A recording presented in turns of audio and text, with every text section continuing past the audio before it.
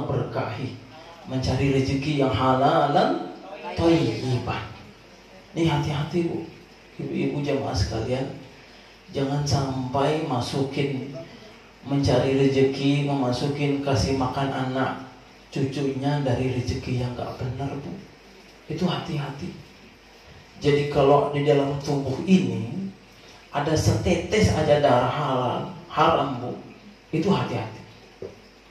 Pantes anak itu tambeng, anak itu kalau disuruh suka ngelawan sama orang tuanya, anak itu kalau ditanya, "Nak, sudah makan belum?" Kamu nanya. Coba. Jawabannya ada aja Bu, macam-macam jawabannya. Karena kenapa? Pikirannya itu gak tenang. Siapa tahu di dalam tubuhnya ini ada darah-darah haram. Itu hati-hati. Jangan sampai. Jadi usaha artinya silakan berniaga, silakan berdagang, silakan berusaha mencari rezeki yang Allah sediakan. Tetapi jangan lupa akhirat. Doa dulu baru usaha. Jangan sampai nggak berdoa, itu namanya sombong. Jadi sombong ini Bu, pernah ada satu cerita, ada satu kisah Bu. Pernah dulu Khalifah Ali bin Abi Thalib sama Rasulullah itu pernah berantem Bu. Bukan berantem mulut ya, berantem tangan, beneran berantem. Jadi ceritanya gini, boleh cerita Pak Ji? Ampuran. Jadi Ali itu Bu, masih muda, masih gagah, masih kuat, masih hebat. Pernah dia menantang para sahabat yang lain. "Wahai para sahabat, siapa yang berani melawan saya ini? Kalau mau, ayo maju." Sahabat yang lain gak ada yang berani Bu, gak ada yang melawan Ali. Ali itu kuat, gagah, dan para sahabat dulu itu berani-berani. Tetapi para sahabat yang lain tidak berani melawan Ali. Sampai Rasulullah ngomong gini, "Wahai Ali, pasti ada yang mampu mengalahkanmu." "Siapa ya Rasulullah?" dia tanya. "Oke, kalau kau mau tahu orangnya siapa yang berani mengalahkanmu, silakan datang ke tempat ini." Rasulullah tentukan tempatnya. Jadi di tempat yang sepi, di atas gurun pasir. Rasulullah tentukan waktunya, tempatnya. Ali datang nunggu siapa ini yang berjanji mau mengalahkan siapa. Siapa ini sosok sebenarnya? Setelah Ali datang ke tempat, nunggu beberapa lama, datang seseorang laki-laki yang pakai baju semuanya itu serba hitam Bu. Mukanya pun ditutupin hitam. Istilahnya kayak ninja gitu Bu, kayak ninja. Datang tanpa basa-basi lagi, langsung duel sama Nabi, berantem beneran sama Nabi. Dahsyatnya Bu, baru satu gerakan saja Ali langsung jatuh, plak, terombang-ambing itu Ali, nggak kuat. Langsung Ali sadar dan nanya dalam hati, siapa sosok laki-laki ini yang mampu mengalahkan saya dan berani-beraninya menjatuhkan saya. Selang beberapa lama Rasulullah buka mukanya. Oh, ternyata bapak mertua gue ini. Ya Bu ya, bener gak? Rasulullah itu mertuanya Ali. Rasulullah kawin sama siapa Bu? Rasulullah Ali kawin sama siapa? Fatimah Az-Zahra. Fatimah Az-Zahra itu siapa? Anaknya Nabi. Jadi Ali itu kuat, tetapi Nabi mampu mengalahkan dia. Nabi mampu mengalahkan dia. Akhirnya apa? Ali mengatakan, "Ya Allah, aku menyesal. Aku menyesal karena yang mengalahkan saya itu ayah mertua saya sendiri." Apa pembelajaran dari cerita ini Bu? Rasulullah ingin mengikis sifat kesombongan, keangkuhan, kepongahan di dalam hati Ali. Tidak ada yang boleh merasa dirinya kuat, hebat. Wah, ini karena saya, ini gue hebat, kuat, dan lain sebagainya. Tidak boleh. Tidak boleh merasa saya ini selalu menepuk dada, menghitung jasa, dan lain sebagainya. Merasa sombong, merasa lebih pintar, hebat, kuat dari orang lain. Tidak boleh. Itu pertama. Yang kedua, dakwanya Nabi itu mengalahkan Ali tanpa memalukan. Jadi kalau kita mau mengalahkan dia apa segala macam, Jangan sampai hatinya itu malu, Bu. Begitupun dengan kita. Implementasi apa yang kita praktekkan sekarang adalah kalau kita mau kasih nasihat ke orang lain, Bu, jangan di depan orang banyak. Malu dia, Bu. Jadi kalau kita mau kasih nasihat, tegur, salam, 4 mata, Bu. Harus 4 mata. Gitu, Bu. Jadi Ali itu hebat. Ada satu cerita lagi, Bu. Saking kuatnya Ali ini. Sekuat-kuatnya Ali, Bu. Ketika Fatimah Az-Zahra meninggal itu, hebatnya Ali ini. Sekuat-kuatnya Ali. Tetapi ketika istrinya meninggal, Fatimah Az-Zahra meninggal, dia nggak mampu bopongin mayat, keranda mayatnya istrinya. Sampai beliau mengatakan, wahai para sahabat yang lain, tolong bantu aku nggak kuat. Aku nggak kuat.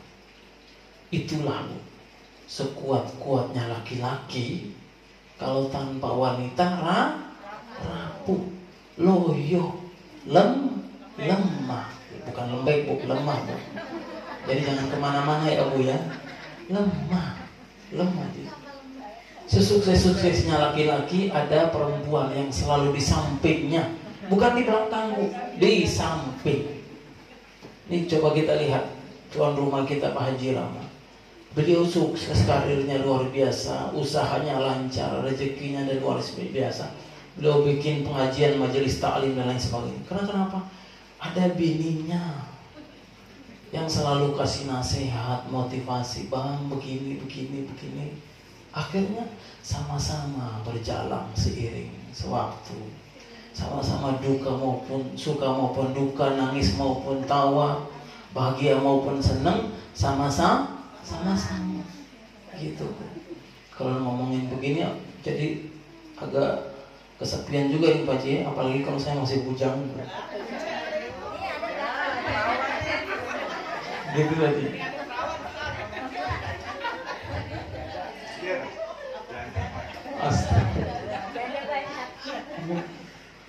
Lanjut, Bu. Ini berapa menit Pak Ji? 20 menit ya? Berapa menit Pak Ji? Sebenarnya kultum ibu udah makan, Bu? Oh, belum, sama ya. Jadi kultum itu kuliah 7. Sebenarnya kuliah tunggu makan, Bu. Ya. Jadi kuliah kita ngaji, kuliah setelah itu makan. Jadi kita lanjut dikit lagi ya, Bu, ya. Masalah doi tadi. Doa, usaha, huruf yang ketiga I. Apa itu? Ikhtiar. Artinya apa? Ikhtiar yaitu memilih jalan yang diridhoi oleh Allah Subhanahu wa ta'ala. Silakan kita berusaha, berniaga. Tetapi ini tanya, ini Allah ridho enggak? Allah berkahi enggak? Allah rahmat enggak? Kalau Allah ridho, Bu, walaupun kita makan cuma pakai garam, tidur beralaskan koran, yang penting saya hidup semati. Itulah yang dinamakan Allah ridho, Allah rahmat. Tapi zaman sekarang mah susah Pak Jai kalau cari. Tapi insya Allah majelis Az-Zakir ini insya Allah orang-orangnya soleh-soleha semuanya Pak Jai. Orangnya gelis-gelis pisan. Ya Pak Jai ya. Bisa dilihatnya ke belakang ya. Jadi ikhtiar. Jadi doa, usaha dan ikhtiar. Kita tutup dengan huruf yang terakhir T. Tawakal. Cakep. Bahasa orang Padang santiang, pintar. Ya, jadi tawakal. Artinya apa, Bu? Libatkan Allah dalam segala macam urusan kita.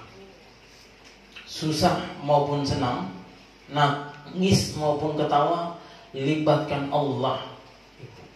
Jangan merasa pede, Jangan merasa pintar, jangan merasa hebat dan kuat. Wah, ini saya mampu, saya kuat, saya bisa.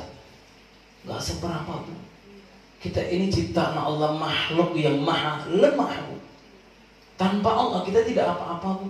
Dan bukan siapa-siapa.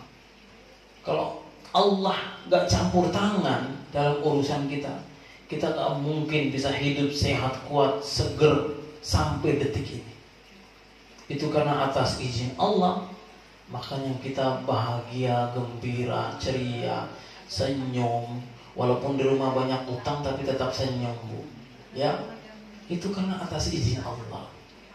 Jadi kemana-mana, dimanapun, kemanapun langkah kaki kita, dimanapun kita berada, hati kita tidak boleh putus dengan Allah.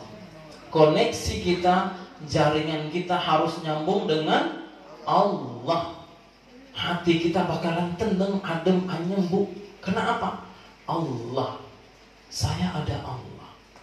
Selemah-lemahnya saya, serapuh-rapuhnya saya, berapa banyak dosa, sebesar apapun kemaksiatan dan dosa saya punya Allah yang Maha Rahman, yang Maha Rahim. Kita ini, Bu, kita kalau mau kita bandingin, Bu, saya Sakir nih, sholat saya seberapa banyak saya tahu, puasa saya seberapa banyak saya tahu, zikir saya seberapa banyak saya tahu. Tetapi kalau mau ngandelin amalan saya untuk masuk surga, roman-romannya tipis, Bu. Benar nggak, Bu? Roman-romannya tipis. Kalau mau kita dibandingkan dengan Nabi Adam dosanya berapa, Bu? Satu. Yaitu makan buah khuldi, diusir dari surga. Kita dosanya banyak, pengen masuk logikanya nggak bakalan masuk di logika. Artinya apa kesimpulannya? Untung Allah itu bukan Tuhan pendendam. Untung Allah itu bukan Tuhan pendengki, Bu. Tetapi Allah Maha Kasih, Maha Sayang. Allah Maha Ramah dan penuh rahmah, Bu. Yakin Tuhan kita itu bukan Tuhan pembenci, bukan Tuhan pendendam. Jadi artinya apa, Bu? Seberapa banyak dosa kita, walaupun seperti buih di lautan ataupun sebanyak seisi alam ini, jangan sampai koneksi hati kita ini jauh dari Allah. Itu nikmat yang paling buruk, nikmat yang paling bobrok. Kalau koneksi jaringan kita sama Allah itu putus. Ya, Bu, ya. Pengen gak masuk surga, Bu? Jadi nanti ibu-ibu di surga nanti ada 4 wanita hebat yang menjadi pemimpin yang memegang bendera di surga nanti. Siapa aja, Bu? Yang tahu keempat-empatnya ini boleh pulang, Bu. Ya, Bu, ya. Atau tak kasih duit gocap deh buat beli bedak, beli bakwan apa segala macam. Apalagi bakwan kan sekarang mahal, Pak Ji. Mahal, lumayan. Ada yang tahu, Bu? Siapa aja? Pertama, Khadijah. Kedua, Aisyah. Ketiga, Maryam.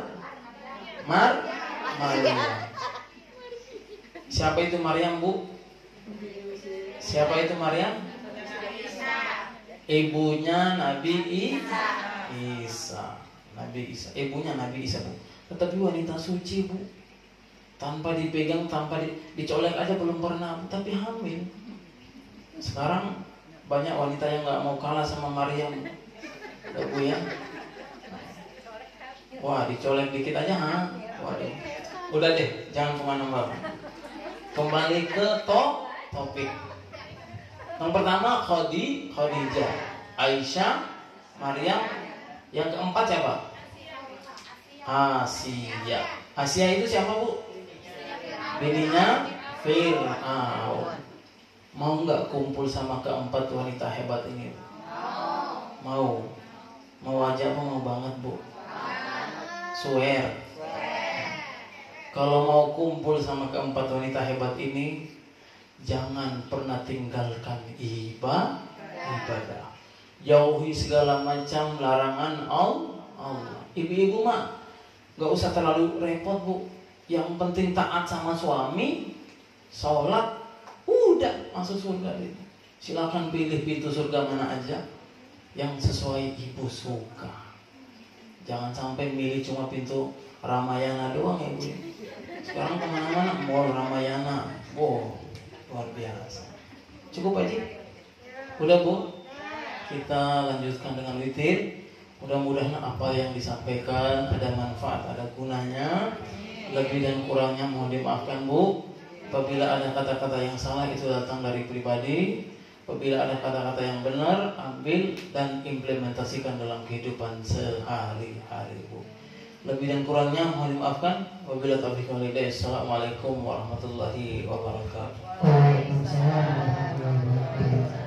Demikian kajian yang bagaimana kita bisa merendahkan hati kita, kelembutan hati kita, itu kuncinya adalah pada diri kita sendiri ya Bu.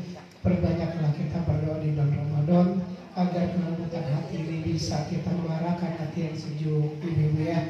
Mudah-mudahan kajian yang nanti Ustaz ada di tanggal 26 akhir ya Ustaz, dan nanti ada lagi di tanggal 26 Ustaz isi lagi.